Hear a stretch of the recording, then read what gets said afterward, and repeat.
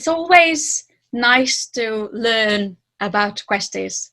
So I just wanted to ask, what is it that you do in particular in your sort of day-to-day practice?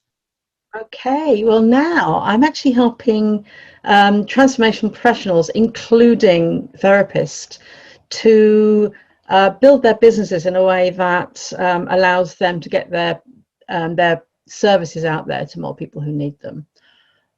Because, you know, it's a tough thing. Many people have left proper jobs, as it were, proper jobs, in order to, you know, follow their dream, whether it's therapy or something else. They want to make a difference in the world, and yet it's not always as easy as they think. So my job, my day-to-day, what I do is to help those people make their kind of vision for their business happen in the real world, if that makes sense. Yeah, so what's your story? Like, how did you find out about Quest? What's your kind of journey when it comes to Quest? Oh, good grief. It's probably not your normal journey, but I worked in investment banking IT for many, many years in the city of London. And yeah, so a bit of a geek.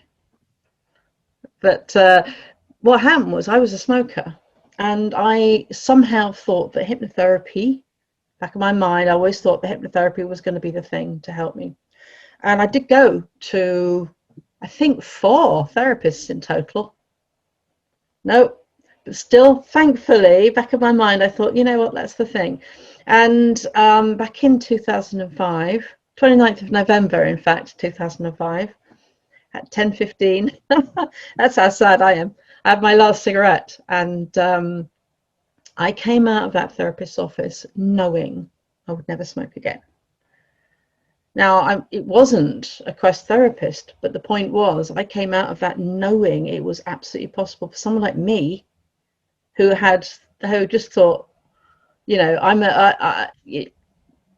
there's no hope for me. But I came out knowing, and I thought, oh my goodness, I've got to understand what this is about. So I started looking around to, you know, to see if I could train in this, to find out, to understand. I'm one of these people that gets under the bonnet to try and work out how everything works. And I found the Quest prospectus. And it was in a magazine. I think they only actually advertised in that magazine once, and I saw it. So I just remember now sitting at an airport waiting for a flight back home, and I was reading this, and I looked into it, and the prospectus really appealed. It was very different to any of the others that I looked into. This whole idea that you know, trance can be a natural state, and there isn't a thing that's done to you. It all started to make sense with the experience that I'd had. So it was almost like from that minute, it was almost that it was going to happen. And then I had my interview with Quest, and it was just, you know, it was a no-brainer. I had to do it, and I am so glad I did. That was back in 2006, which is quite some time ago. So then I went on to, I wanted to take what I'd learned back into the city where I was working. So I started specialising in working with helping people stop smoking, and also with their recreational drug use. And there was an awful lot of that around in the city where I was working at the time. So that's how I went, and then I started training other therapists in working with addiction, and then I started helping them with their businesses. And you know, it's just a joy to support therapists who have so much to give. So that's my story in a nutshell. That's fabulous. I always really enjoy listening to other therapists' stories, other Questie stories, how they got involved in it. So you've had a lot of experience. So obviously you were therapist, you were really helping people, and now you helping other therapists with their business. But so it probably is difficult to kind of narrow it down. But if you would have to narrow it down to maybe a tip or a tool, something that you could give to other people that they could utilize to help themselves, perhaps?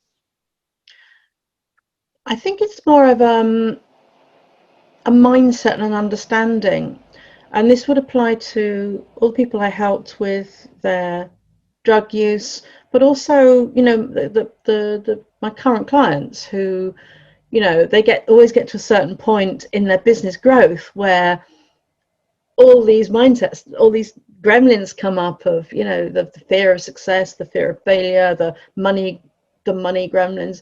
Everybody goes through these things, and most people I speak to think there's something wrong with them to be going. There should just be a clear path, and especially when it came to addiction, it's like there's something wrong with them. So if there's something that I could share that people could really, really get, is that you are not broken, right?